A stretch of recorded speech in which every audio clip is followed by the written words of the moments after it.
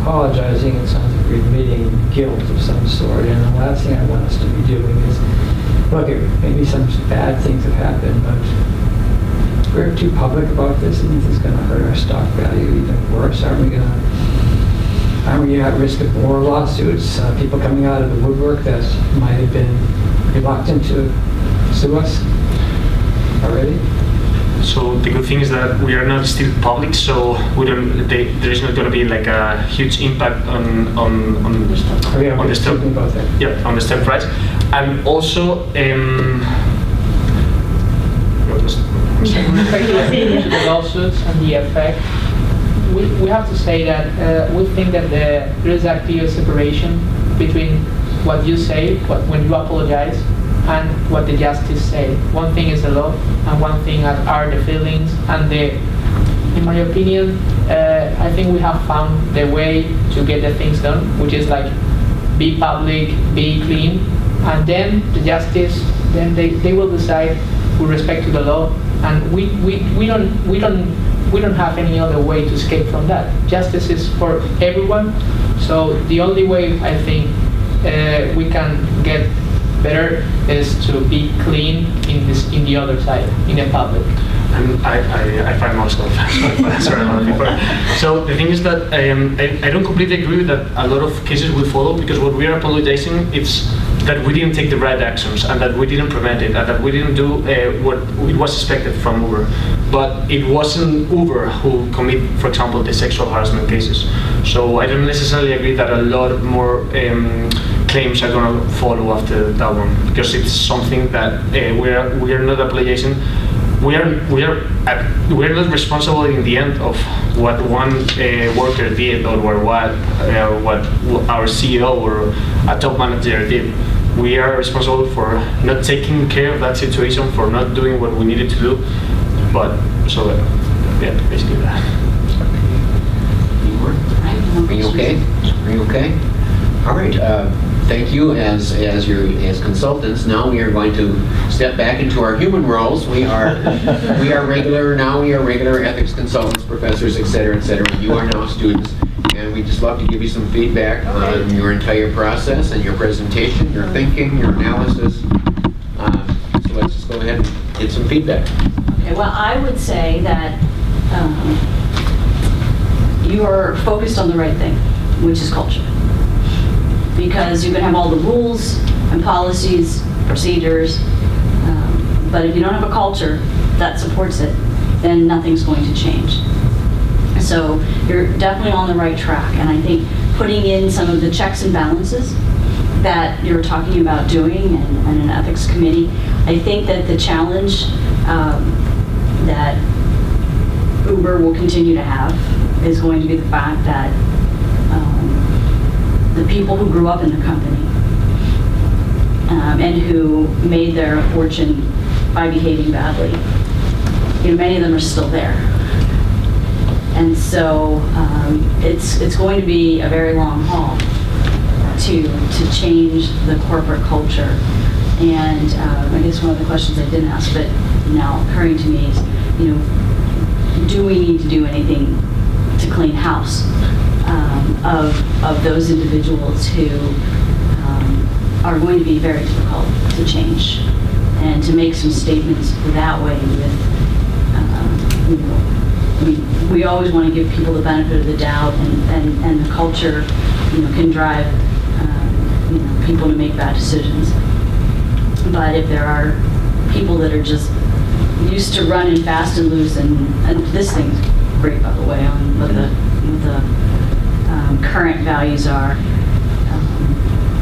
versus some changes, and I like the way, and so I think if I want to actually spend some more time reading this, because I think it's interesting how you translated what was some of their values, but into a more productive way.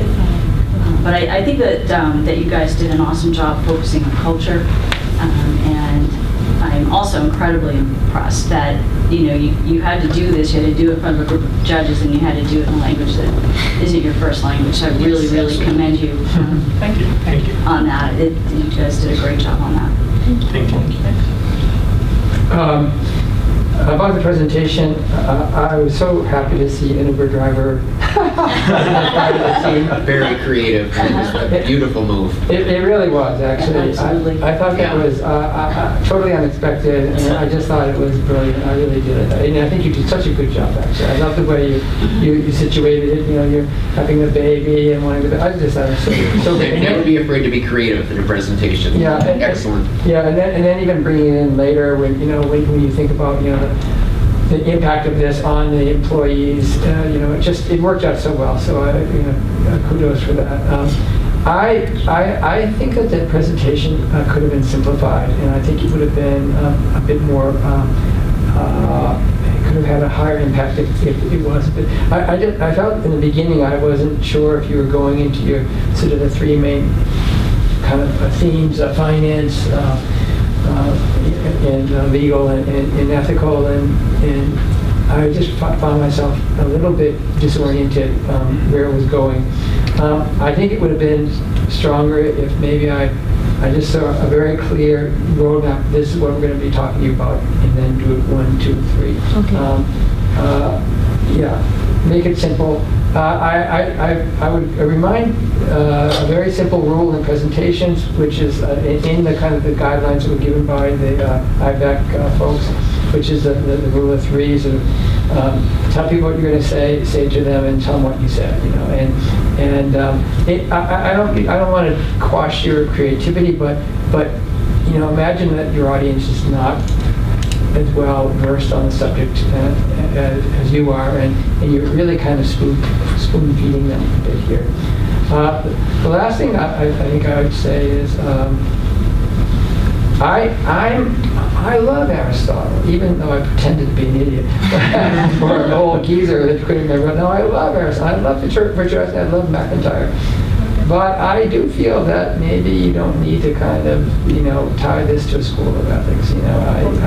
I mean, if you say golden rule, if you talk about, respect for others, I think you can bring it into very basic terminology without actually having to show your some philosophical credentials. Yeah, I agree.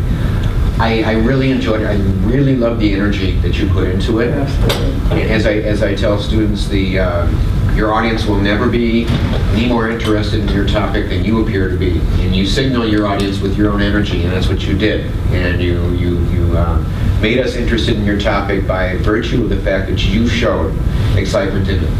The way you were able to bounce back and forth showed that you all had knowledge of every piece. I believe that if one of you had to step out or had an emergency, I believe the rest of you could have come in and taken care of it. And I think that's very important too.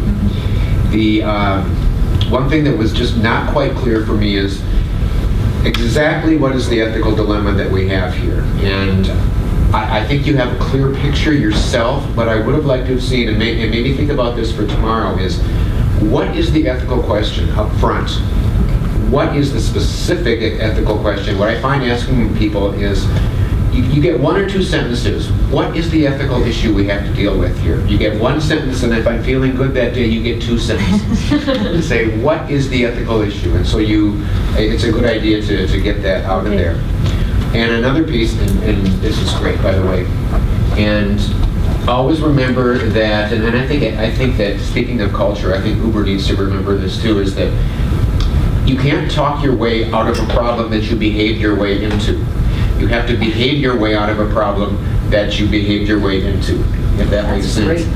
Yeah, you can't talk your way out of it. So Uber has a lot of behaving to do, and they can talk all they want, but partially because of the brashness that they came out of the gate with, I don't think that the personality of the CEO went over very well, at least with an American audience. I don't think so.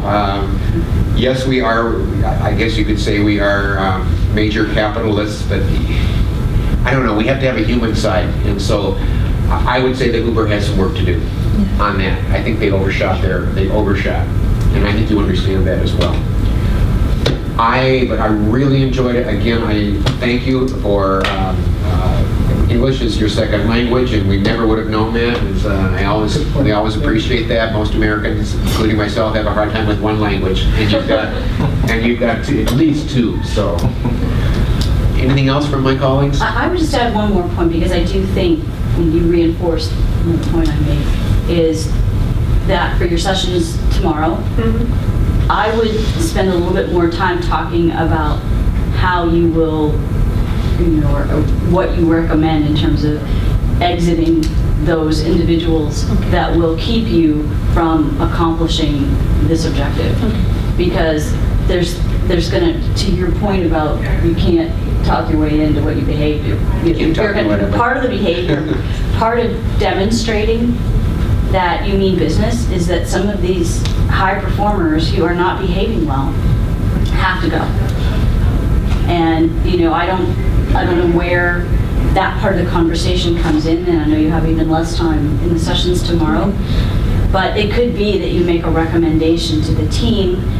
That part of the ethics committee's job is to work with human resources to determine, are there individuals that will be a hindrance to our success on this change, because it's going to be hard.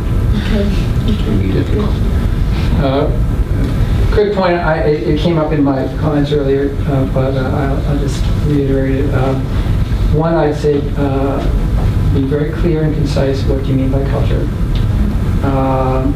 and emphasize it very strongly, so we're not questioning what it is. I'd like to know how you measure culture, and I'd like to know how you measure cultural change, and how you define success, changing culture. And I would also strongly urge you not to say that Uber does not have a culture, because I really don't think that's correct. You always have a culture, whether you are on top of the culture or not. It can be a culture of chaos, it can be a vindictive culture, it can be a lousy culture, it can be whatever. They have a culture.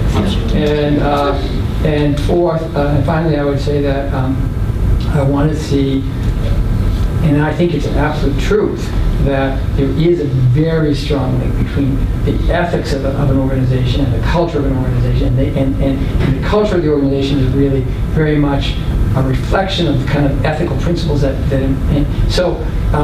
you just tie those two really, and I know you're doing that because that's what your whole thing is about, but I just want to see that link really made simple and strong, that these two are inextricably joined, and you've got to hit them together, and you're going to succeed when these two are kind of recognized and joined together.